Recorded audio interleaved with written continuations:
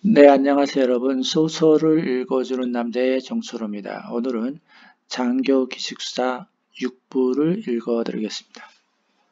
6부. 또다시 이곳 장교 기숙사에 아침이 찾아왔다. 온지 1년이 되어가는 것 같은데 달력을 보니 고작 4일째 되는 날이다. 정말 시간이 안 간다라는 생각밖에 드는 것이 없다. 매일 긴장하면서 살기에 잠을 자도 자는 것 같지가 않았다. 상무대처럼 누가 취춘궁기 어겼다고 뭐라 하지도 않는데도 지석이는 여전히 손깍지를 끼면서 잠을 잤다. 한번 길들여진 습관은 버리기가 쉽지가 않았다. 이미 취춘궁기라고 하는 잠습관이 오히려 편해졌다. 어제의 일로 밤새 여간 찝찝한 게 아니었다. 끈적끈적한 것이 몸에 붙어서 아무리 비누칠을 해도 씻어 내려가지 못하는 느낌이었다. 여전히 자명종은 자기 할 일을 다 하고 있었고 지석이는 오늘도 시간에 쫓기면서 하루를 시작해야만 했다. 지석이는 오늘도 삼중대 중대장실로 갔다. 다른 동기들은 자기가 맡은 소대에 일을 배우기 시작했다. 소대원들 신상 파악도 하고 중대 간부들하고도 인사를 하기도 하였다. 그러나 지석이는 일중대이기 때문에 그럴 수가 없었다. 대대장이 일중대로 보내줘야지 갈 수가 있었다. 아무리 장교 교육을 받았다고 하지만 그건 오직까지 이론일 뿐 자대의 생활은 모든 것을 다시 배워야 했다. 삼중대장은 성심성의껏 자기가 알고 있는 경험과 지식들을 지석이에게 아낌없이 나눠주었다. 선배로서 후배에 대한 사랑이자 책임감일 거라고 지석이는 생각했다. 삼중대장 양대위는 언제나 웃는 얼굴로 지석이와 동기들을 맞아주었다. 지석이는 그런 얼굴이 무섭다라는 것을 직감할 수 있었다. 그래서 어제 일도 양대위에게 이야기하지 않기로 하였다. 이야기를 해봤자 아무런 도움이 되지 않을 거라는 것을 이미 알고 있었기 때문이었다. 오늘은 상수가 자기가 가는 이소대에 정차 정비를 한다고 해서 보러 간다고 하였다.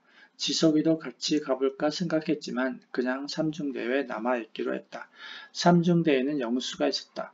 영수도 자기 소대 업무 인수인계하느라 바쁜지 찾아보기가 힘들었다. 지석이가 한창 내무반을 도는 도중에 3사 출신인 용중이와 박소희를 마주치게 되었다. 멀리서 용중이와 박소희가 다가오는 것을 보고 지석이는 다른 곳으로 피하려고 했지만 외통수에 걸렸다. 정소희, 우리 아는 척 좀 합시다. 박소희가 얼굴을 아코디언처럼 구기면서 말을 했다. 옆에 있던 용중이는 멀거니 지석이를 바라보았다. 지석이는 순간적으로 어떻게 하나 고민을 했다. 아는 척 하라는 것은 경례하라는 것인데 그러기는 싫고 지금 상황에서는 복도에 아무도 없기 때문에 다음 상황이 어떻게 될지 머릿속으로 그리기가 싫었다. 아무런 말을 하지 못하고 지석이는 옆으로 몸을 비틀면서 비껴갔다. 사병들도 짬밥에 따라서 선임이 있고 후임이 있는데 선임 장교한테 이러면 됩니까? 박서희는 지석이를 마치 잡아먹는 듯한 표정으로 지석이를 막아섰다. 그런 모습을 용중이는 흐뭇한 표정으로 지켜보았다.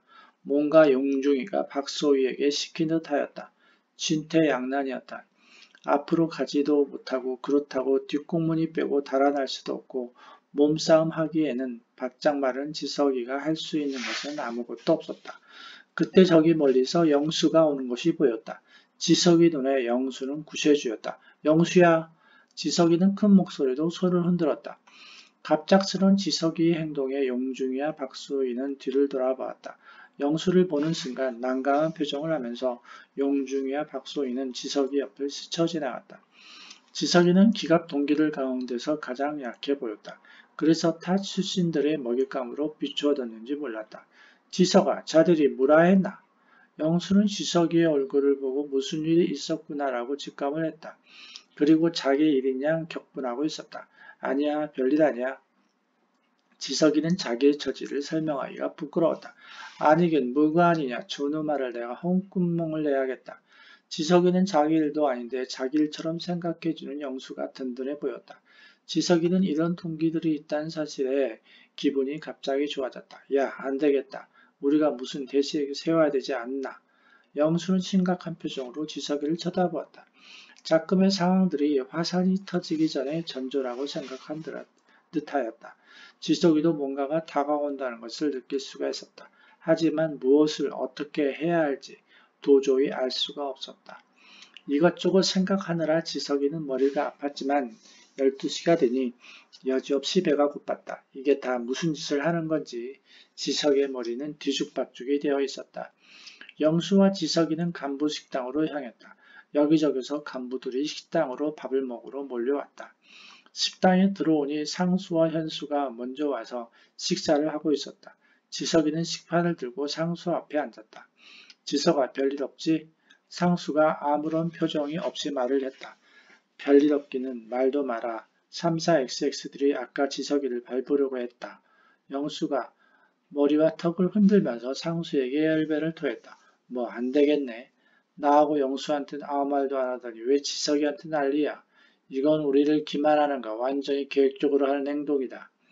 상수는 분을 참지 못하고 입에서 파풀이 나오는지도 모르는 채 이를 갈며 말을 했다. 먼저 삼중대장한테 이야기를 해보자. 우리끼리 해결할 문제는 아닌 것 같다. 옆에서 가만히 듣던 현수가 근심 어린 표정으로 말을 더했다. 그래, 그러는 게 좋겠어. 선배들 이야기 들어보고 우리가 뭘 해도 늦지 않을 거야. 지석이와 동기들은 정신을 먹고 삼중대장한테 가서 이 문제에 대하여 이야기하도록 하였다. 삼중대장이라면 뭔가 해결책이 있으라는 믿음이 생겼다. 바로 위지 선배인 28기 선배한테 물어봐도 되지만 사단의 교육을 가서 내일이나 모레 온다고 했지만 기다릴 시간이 없어 보였다. 그냥 가만히 놔두면 무슨 일이 벌어질 것 같았다. 상무대에서 먹던 양배추김치가 오늘따라 왜 이렇게 당기냐? 지석이는 입맛을 다시면서 배추김치를 입에 넣었다. 나는 이 김치가 좋다. 그 양배추김치 지겹다. 상수는 지석이의 말에 고개를 설레설레 흔들었다. 지석이와 동기들이 잡다한 이야기를 나누는데 식당에 대대장과 대위 하나가 들어왔다. 상수야, 저 대위는 누구냐? 처음 보는 얼굴이었다. 각이 잡혀있지 않는 구질구질한 군모와 다려있지 않는 군복을 입은 모습에서 지석이는 마치 예비군을 보는 듯 하였다. 예비군도 저러지는 않을 것이라고 들 정도였다. 군인 아니야.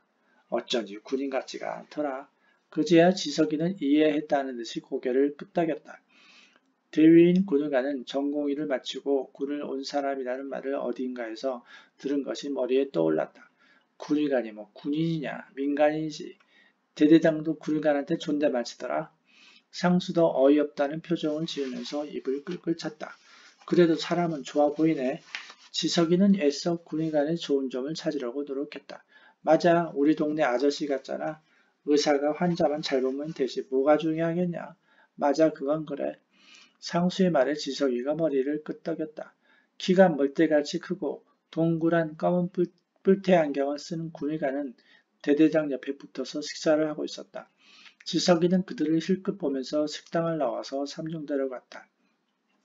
지석이와 동기들이 우르르 중대장실로 들어오자 삼중대장은 눈이 커지면서 그들을 바라보았다. 무슨 일인가? 내 선배님 다름이 아니라 학사와 삼사애들이 자기들한테 인사를 한다고 뭐라 합니다. 지석이는 삼중대장을 심각하게 바라면서 말을 꺼냈다.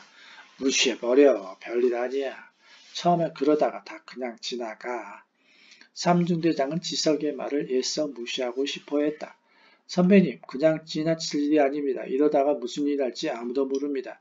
상수가 보다 강렬한 어조로 삼중대장을 쳐다보면서 말을 하자 일순 삼중대장의 웃던 얼굴이 일그러지기 시작했다. 아직 무슨 일이 발생한 것이 아니잖아. 괜히 그러지 말고 긁어 부스러 만들지 말자. 삼중대장의 전폭적인 지지를 바라고 온 것은 아니었지만 삼중대장의 미온한 태도에 지석이와 동기들은 짜증을 느꼈다. 하지만 겉으로 내보이지 않으려고 노력하고 있었다.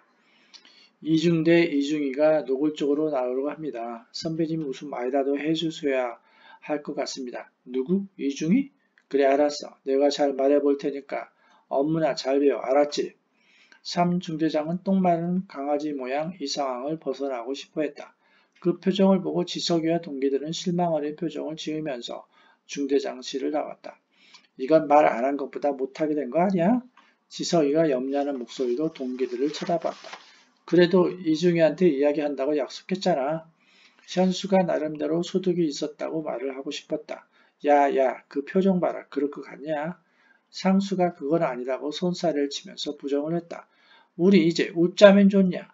영수가 답답한 듯 울분을 토하듯이 말을 했다. 우리끼리 어떻게 해봐야지. 선배가 이런 일에 끼고 싶겠냐? 그냥 잘 지나갔으면 좋겠지.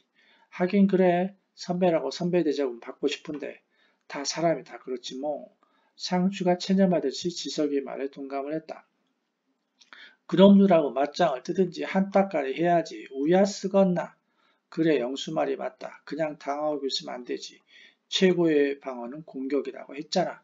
그래 우선 2인 1조로 다녀야겠어. 그놈들이 우리 공격할 때는 혼자일 때 하니까. 상수가 지석의 말을 거들었다. 상수가 지석이를 잘 봐주고 내가 현수 잘 살펴주면 되겠다. 그래 영수야 고맙다. 역시 동기밖에 없는 것 같다. 맞다. 우리 동기 아이가 동기. 영수는 지석이 고맙다라는 말에 기분이 업이 되어서 목소리가 커졌다. 한 부대의 동기가 4명이라 얼마나 든든한지 모르겠다. 현수도 영수와 지석의 말에 눈을 반짝이면서 입술을 꾹 다물었다. 어느덧 또 시간이 밤이 되었다. 어김없이 찾아오는 밤이지만 오늘 밤은 뭔가 의미가 있어 보이는 밤이었다. 상무대에서 같이 고생한 땀과 피가 헛되지 않았다는 것을 배운 밤이었다. 지석이는 어떤 날보다 잠을 푹 잘 수가 있었다. 네, 오늘은 장교기식사 6부를 읽어드렸습니다. 다음 시간에 뵙겠습니다. 감사합니다.